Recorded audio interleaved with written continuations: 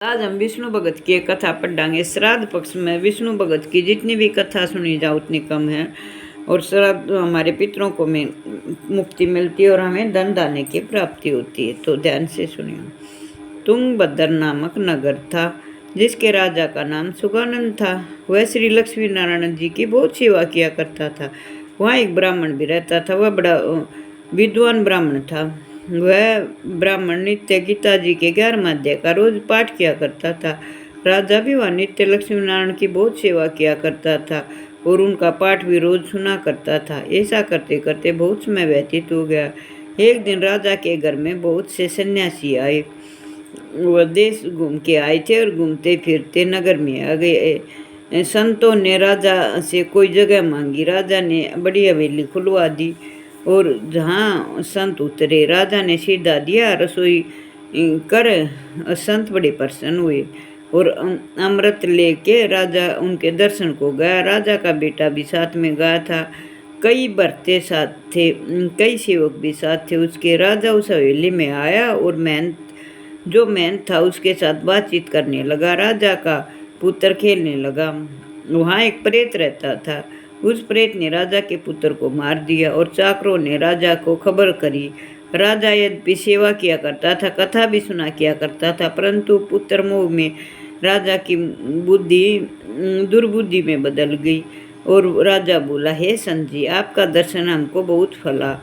मेरा एक ही पुत्र था, सो प्रेत ने मार दिया। तब ब्राह्मण ने कहा, हे राजन, आप चलो, हम देखते हैं तुम्हारे पुत्र को क्या हुआ है। राजा, ब्राह्मण और महंत भी वहाँ आए जहाँ राजकुमार मरा पड़ा था। तब ब्राह्मण ने कहा, अरे प्रेत, तू इस लड़के पर कृपा दृष्टि कर। जो यह लड़का जी उठे और मैं तुझे गीता जी के 11वें अध्याय का पाठ सुनाता हूँ, जिसके श्रवण से तेरा कल्याण होगा।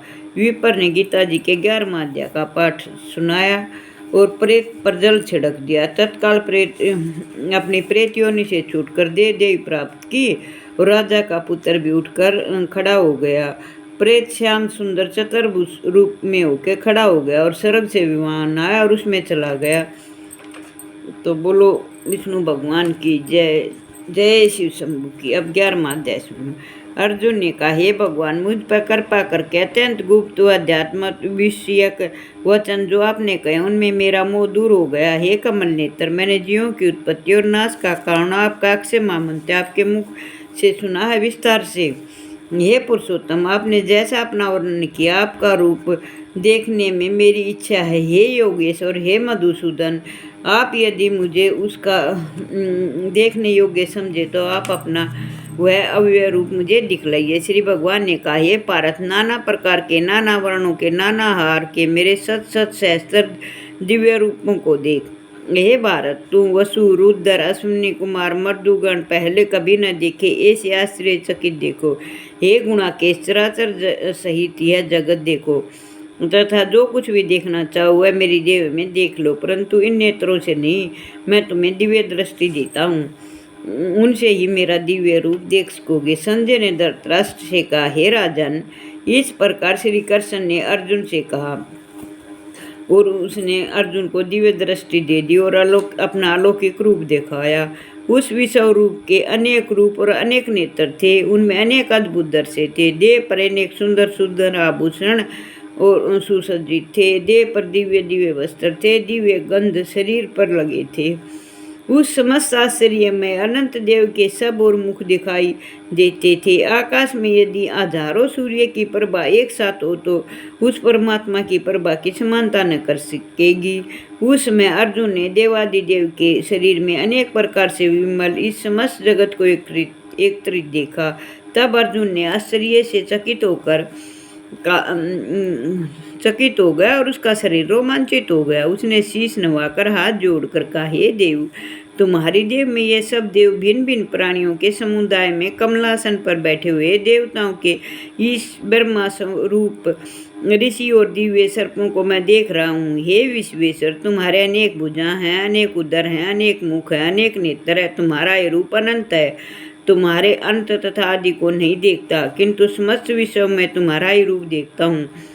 तुमको किरीट युक्त यदा गद्दर गदा चक्कर धारे चारों ओर देवीमान है। तेजो राशि सोतर चमकते हुए अग्नि तथा सूर्य की भांति प्रकाशमान दुर्भी और अपरंपार देख रहा हूँ। मेरे मत से तुम्हें ब्रह्मा जाने योग्य वस्तु विश्व के महान आधार नित्य सनातन धर्म के रक्षक पुराण पुरुष हो।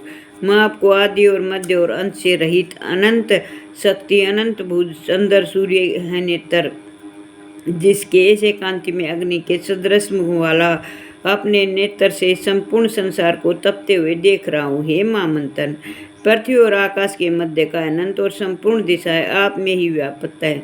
आप का यह अद्भुत रूप और उग्र रूप देख तीनों लोग व्यथित हो गए हैं। यह देखो, देवताओं के समूह तुम्हारे शरण में आ रहे हैं।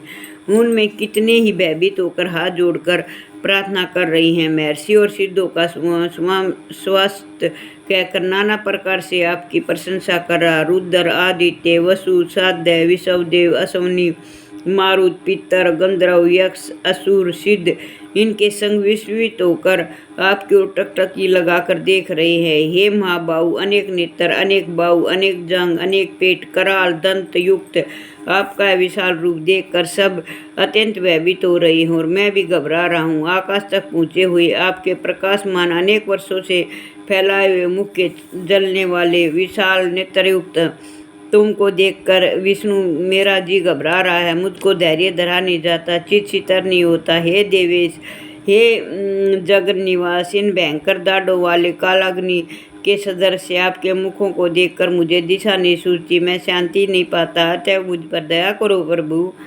धृतराष्ट्र के दुर्योधन आदि पुत्र अपने साथ अपने राजाओं सहित भीष्म, द्रोण, कर्ण आदि और से मुख्य मुख्य योद्धा बड़ी दाढ़ों से युक्त विकराल भाग आपके मुख में शीघ्रता से प्रवेश कर रहे हैं। उसमें कितने लोग आपके दांतों में दबकर ऐसे दिखाई देते हैं मानो उनका शरीर चूर्ण हो गया है। जैसे नदियों में अनेक जल धाराएं जैसे समुद्र की ओर बहती हैं, वैसे ही ये मनुष्य लोक के वीर आपके प्रज्वलित मुखों में प्रवेश कर रहे हैं। अग्नि में पतंगे जैसे गिरते हैं, सब लोग अपने नाश के लिए आपके मुख में बड़ी तेजी से प्रवेश कर रहे हैं। विष्णु, जलते हुए मुख के चारों ओर से सब वीरों को निकल कर आप जीभ चाट रहे हो। आपकी तीक्ष्ण प्रभाएं समस्त संसार को तेज व्यापक कर तृप्त कर रही हैं। यह भयानक रूपधारी कौन है, यह मुझसे कहो। हे देवधर, आपको मैं नमस्कार करता हूँ, मुझ पर आप प्रसन्न हुई हो। हे जगत कर्ता आदि पुरुष, आपको जानने की मेरी यह इच्छा है, आपके क्योंकि आपकी यह प्रवृत्ति मेरी समझ में नहीं आती। श्री भगवान बोले, संसार का नाश मैं उग्र काल हूँ, समस्त जनों का संहार करने के लिए आया हूँ। तुम्हारे युद्ध न करने पर भी ये वीर जीवित न रह सकेंगे। अतः तुम उठो, शत्रुओं का संहार कर यश को लेकर इस समृद्धिशाली राज्य का भोग करो। हे सची व सचिन, उनको मैंने पहले ही मार रखा है, तुम केवल निमित्त हो जाओ। मेरे मारे हुए द्रोण, भीष्म, जयद्रथ, कर्ण और अन्य योद्धाओं को मारो। घबराओ मत, युद्ध करो, तुम संग्राम में शत्रुओं को जीतोगे। संजय ने कहा। इस प्रकार श्री कृष्ण जी के वचन सुन मुकुटधारी अर्जुन हाथ जोड़कर कंपित और भयभीत हुए साष्टांग प्रणाम कर नम्रता पूर्वक बोले, हे ऋषिकेश, आपके गुणगान करने से सब संसार प्रसन्न और प्रेम मगन हो रहा है। राक्षस डर कर दिशाओं की ओर भागते हैं, सिद्ध पुरुष आपको नमस्कार करते हैं, सो ठीक है। हे महामंथन, हे अनंत, हे देवादिदेव, हे जगन निवास,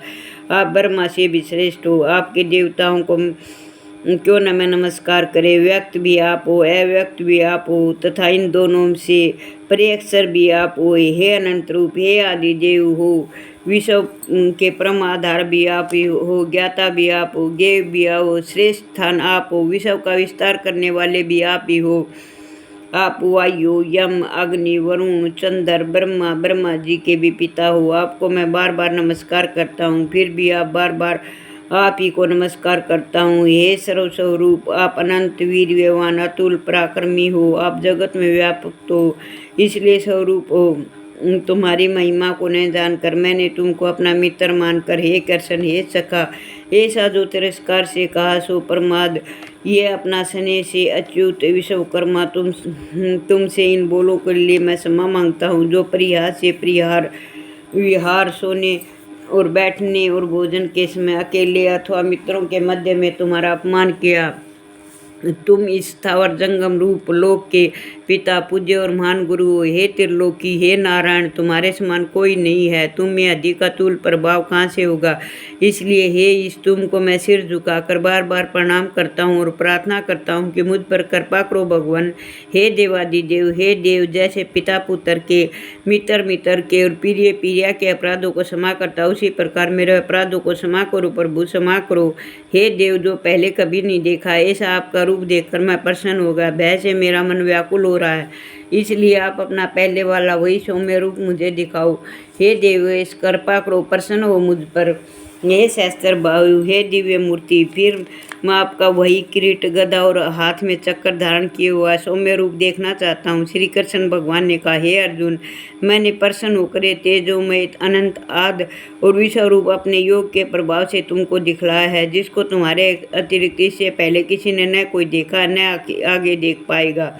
हे पांडवों में श्रेष्ठ, हे मनुष्य लोक में श्रेष्ठ, मैं तुम्हारे सिवा कोई और वेदों के अध्ययन, दान, अग्निहोत्री, घोर तप करके भी मेरा यह रूप धारण नहीं कर सकेगा और न ही मुझे देख सकेगा। ऐसा मेरा भयानक रूप देखकर तुम व्याकुल और मूढ़ न हो। भय त्याग कर प्रसन्नचित होकर फिर तुम मेरा वही सौम्य रूप देखो। संजय ने कहा, श्री कृष्ण जी ने फिर अपना चतुर्भुज रूप दिखलाया और सौम्य रूप धारण कर लिया। उस महात्मा ने अर्जुन को, जो भयभीत था, धीरज बंधाया। अर्जुन ने कहा, हे जनार्दन, आपके सौम्य और मंगल रूप को देखकर अब मैं प्रसन्नचित्त को स्वस्थता को प्राप्त हुआ हूँ।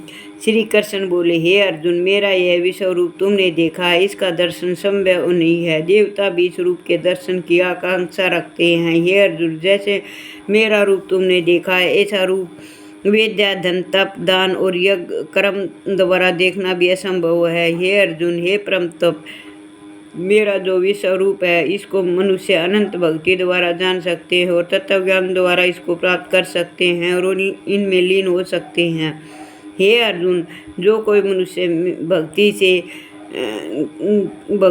भक्ति के लिए कर्म करते हैं, मुझको ही सर्वोत्तम मानते हैं, मुझ में ही भक्ति रखते हैं, सब सांसारिक सुखों से मुख मोड़कर संपूर्ण प्राणी मात्र से वैर त्याग चुके, वे ही मुझको प्राप्त करते हैं। जो भी इस कथा को पढ़ता है, सुनता है, उनके संतान के सब दूर हो जाते हैं और उन्हें मोक्ष की प्राप्ति होती है, उनके पितरों को मोक्ष मिलता है। बोलो विष्णु भगवान की जय, बोलो अर्जुन की जय। जय हो शिव शंभू की जय, भोलेनाथ की जय, शिव शंभू के।